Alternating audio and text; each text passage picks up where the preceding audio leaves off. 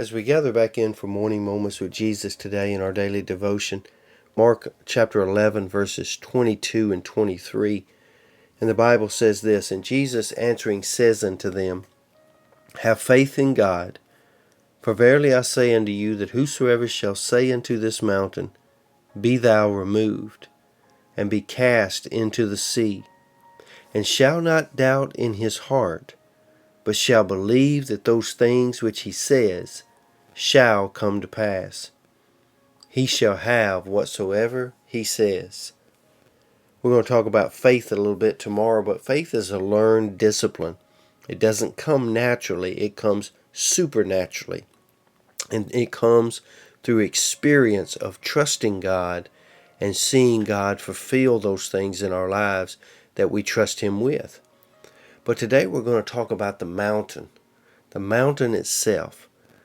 And I want to tell you this morning about 3 mountains that might be in your life.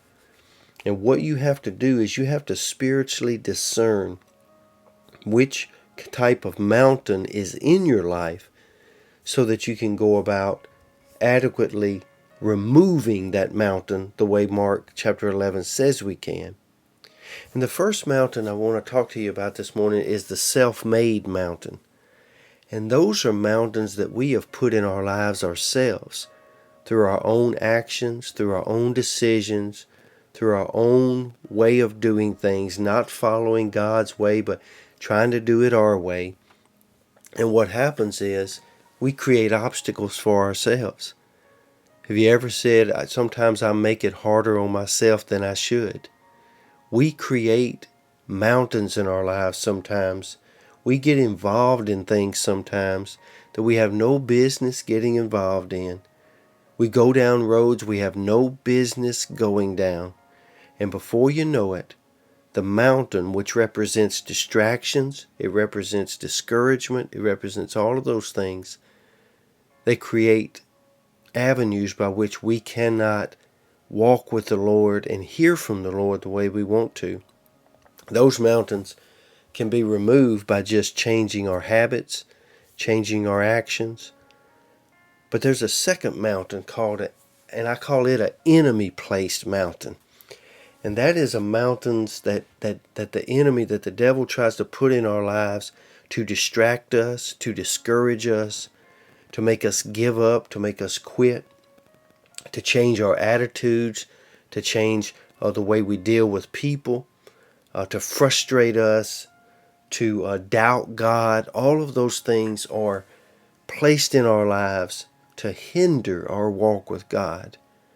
And those people who quit on God or give up on the Lord or stop walking with the Lord sometimes give in to those enemy-placed mountains.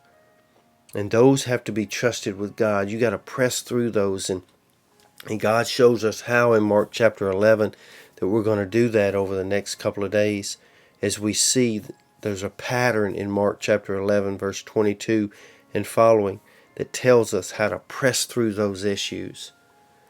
But I also want to tell you about another mountain, and that's a God-placed mountain. Yeah, there are some times in life when God places mountains in our lives to help us grow, to grow our faith, to grow our strength, to grow our trust level. And those are mountains that will not be removed. You must climb them. You must make your way up to the top of those mountains. Because along that climb, along that journey, the Lord promises us He will be with us every step of the way. And as we climb, we grow. We grow in strength. We strengthen our faith. We strengthen our trust. We strengthen our confidence. And along that journey, we learn more about ourselves and more about God than we ever would have had God not placed that mountain in our lives. And then once we get to the top, then we see what the climb was for. It was to strengthen us for what is beyond that mountain.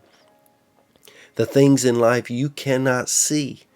There are things right now that you're able to handle simply because of something you went through that God had you to go through so that you could be stronger now than you were then. So never despise those mountains. Just climb them and trust that God is strengthening you every step of the way. Tomorrow we'll look at how to have faith in God through all of those mountains, the self-made mountains, the enemy-placed mountains, and the God-placed mountains. But along your journey, know this: God will always keep you safe. He'll always keep you strong, and He'll always keep you blessed. So I pray a blessing over you today and the mountains that are in your life. Take a little time to spend a little time with Jesus and say, God, what kind of mountain is this in my life? And how do I need to deal with it? Lord's will, we'll see you back here again tomorrow. And until then, have a great day.